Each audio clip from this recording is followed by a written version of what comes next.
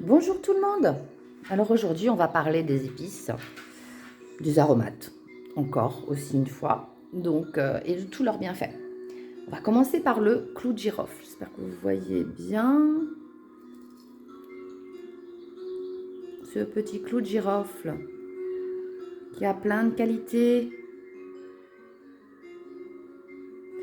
Alors le clou de girofle, c'est une épice qu'on met beaucoup dans les bouillons, dans les choses mijotées. Généralement, on le pique avec un oignon.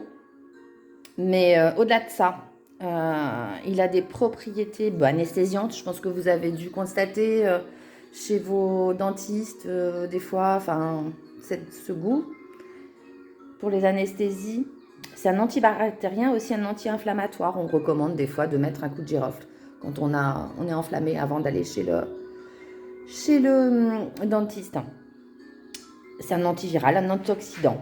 Et ça prévient aussi des infections urinaires. Voilà. Après, on a les petites graines de coriandre. Vous savez, la coriandre, la feuille. On les a aussi en graines, en épices.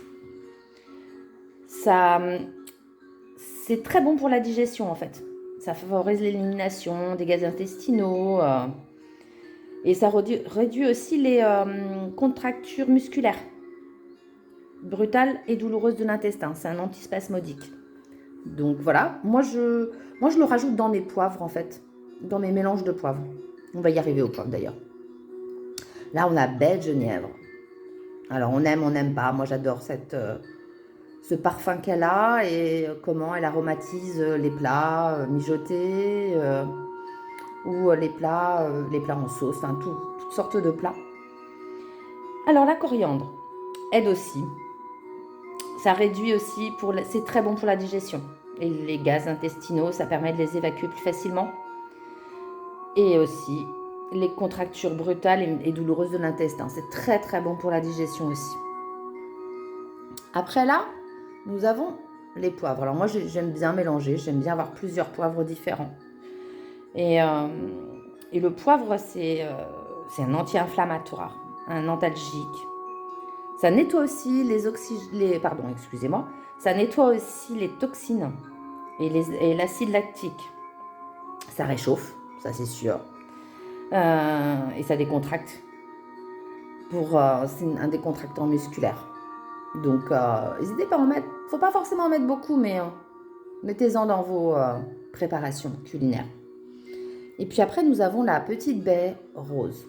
Alors, la baie rose, elle était utilisée en médecine traditionnelle amérindienne pour plusieurs problèmes de santé comme les maux de tête, les rhumatismes et les douleurs menstruelles aussi.